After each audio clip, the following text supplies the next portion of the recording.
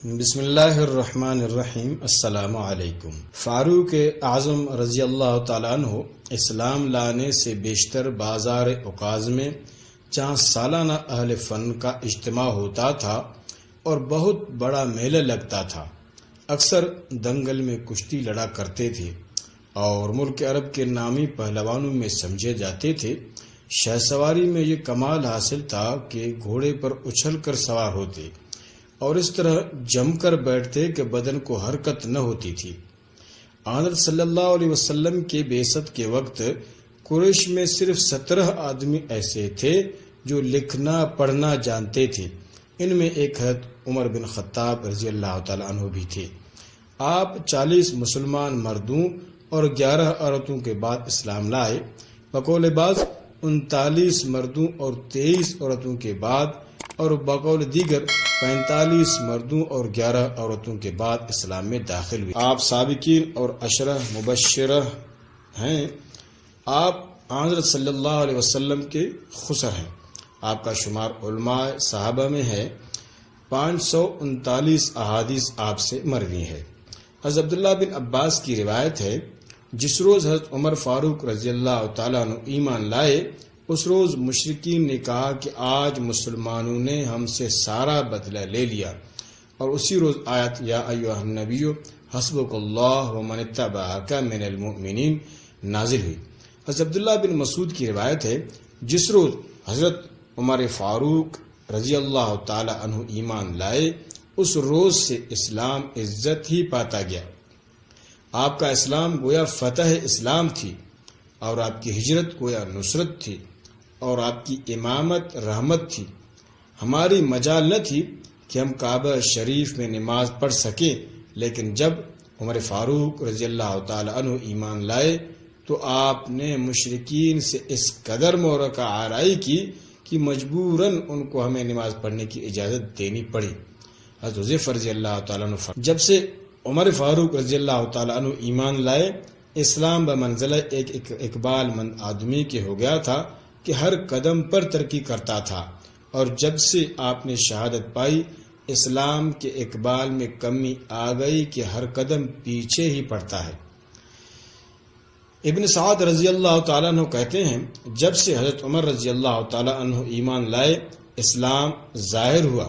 ہم کعبہ کے گرد بیٹھنے، طواف کرنے، مشرکین سے بدلہ لینے اور ان کے جواب دینے لگے۔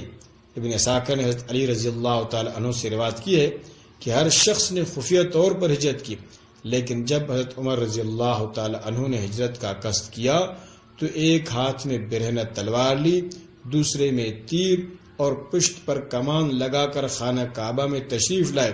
7 مرتبہ طواف کیا اور 2 رکعتیں مقام ابراہیم کے پاس کھڑے ہو کر پڑھی۔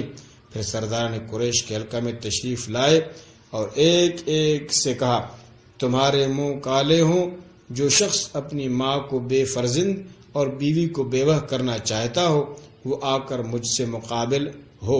کسی کو جرت نہ ہوئی کہ آپ کو روکتا۔ حضرت عمر رضی اللہ تعالی عنہ ہر ایک جنگ میں رسول اللہ صلی اللہ علیہ وسلم کے ساتھ رہے اور یوم احد میں ثابت قدم رہے۔ آنت صلی اللہ علیہ وسلم نے ارشاد فرمایا ہے کہ میں نے بحالت خواب جنت میں دیکھا کہ ایک عورت ایک محل کے پہلو میں بیٹھی ہوئی وضو کر رہی ہے۔ میں نے پوچھا، یہ محل کس کا ہے؟ معلوم ہوا کہ عمر رضی اللہ تعالی عنہ کا ہے۔ پھر آپ نے حضرت عمر رضی اللہ تعالی عنہ سے مخاطب ہو کر فرمایا کہ مجھ کو تمہاری غیرت یاد آ گئی اور میں وہیں سے لوٹ آیا۔ حضرت عمر رضی اللہ تعالیٰ عنہ رو پڑے اور فرمایا کہ میں اور آپ سے غیرت کروں۔ حضرت صلی اللہ علیہ وسلم نے ایک مرتبہ ارشاد فرمایا کہ میں نے خواب میں دیکھا کہ میں نے دودھ پیا ہے اور اس کی تازگی میرے ناخنوں تک پہنچ گئی ہے۔ پھر میں نے وہ دودھ عمر رضی اللہ تعالیٰ عنہ کو دے دیا۔ لوگوں نے پوچھا کہ حضور اس کی تعبیر کیا ہے؟ آپ نے فرمایا کہ دودھ سے مراد علم ہے۔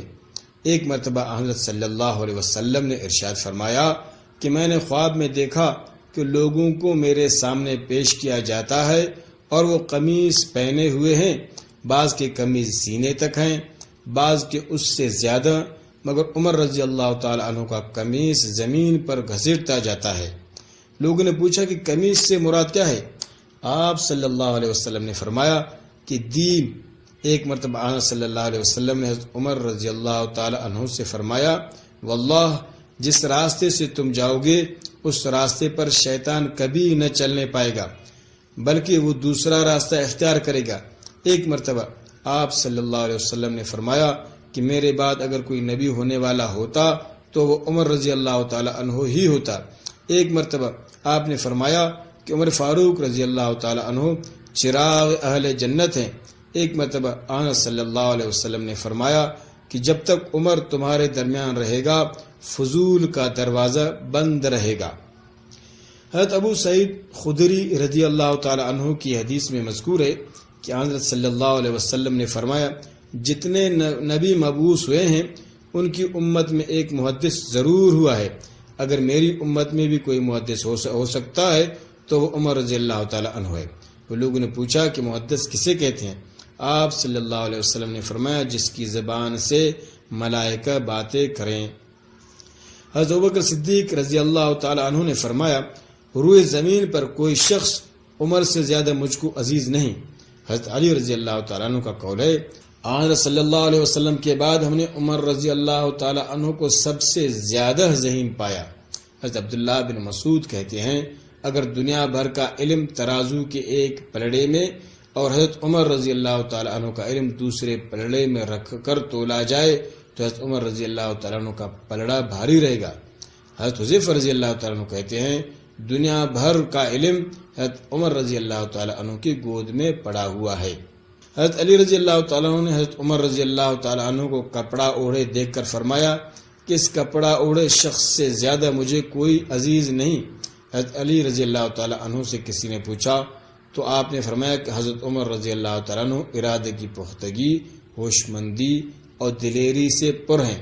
حضرت عبداللہ بن مسعود رضی اللہ تعالیٰ نے فرمایا حضرت عمر کی فضیلت ان 4 باتوں سے معلوم ہوتی ہے۔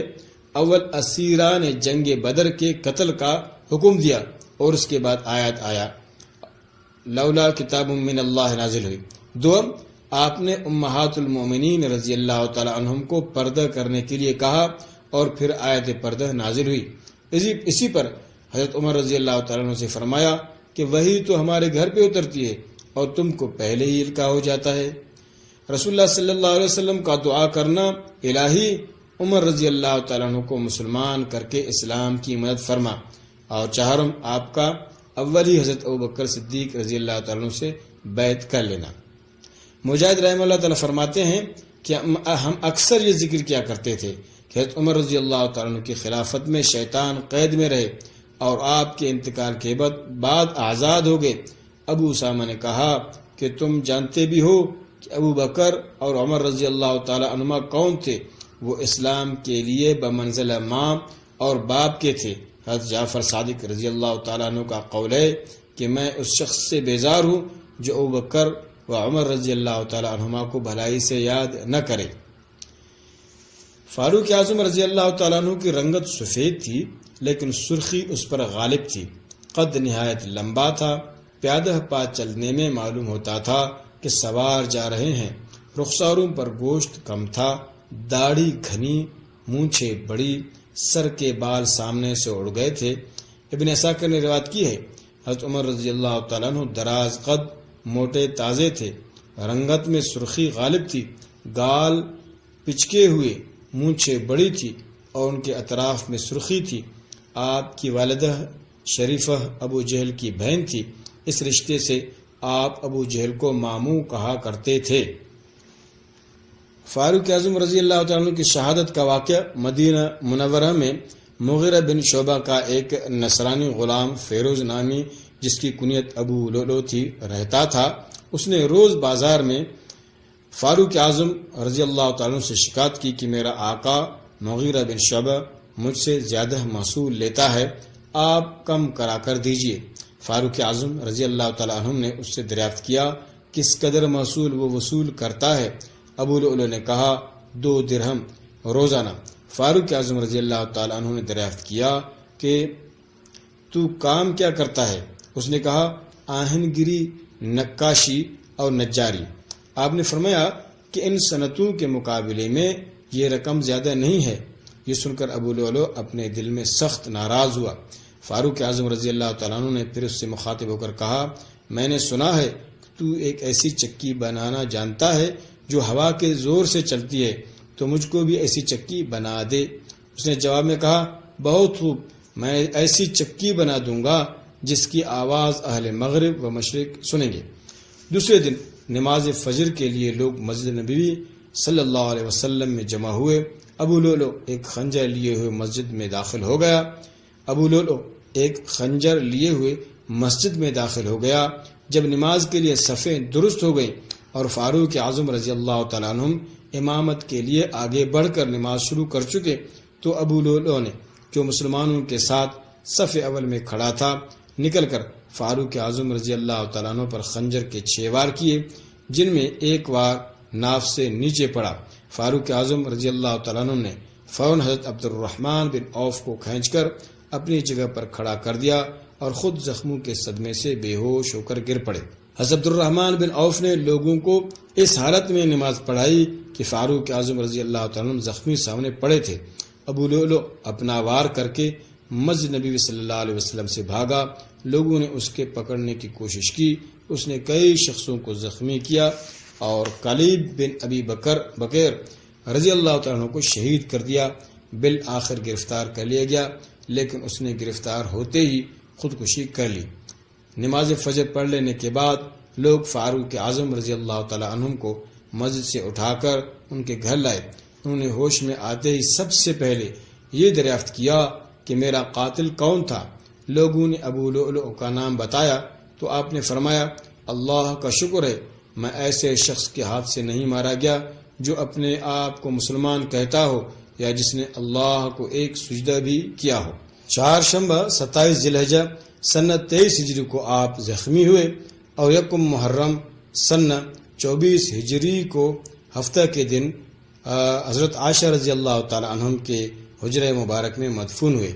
10.5 برس خلافت کی نماز جنازہ حضرت صہیب رضی اللہ تعالی عنہ نے پڑھائی۔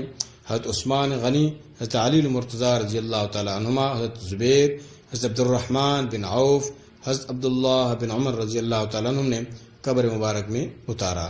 ایسی ویڈیوز کے لیے ہمارے YouTube چینل کو سبسکرائب کیجیے۔ شکریہ۔ اللہ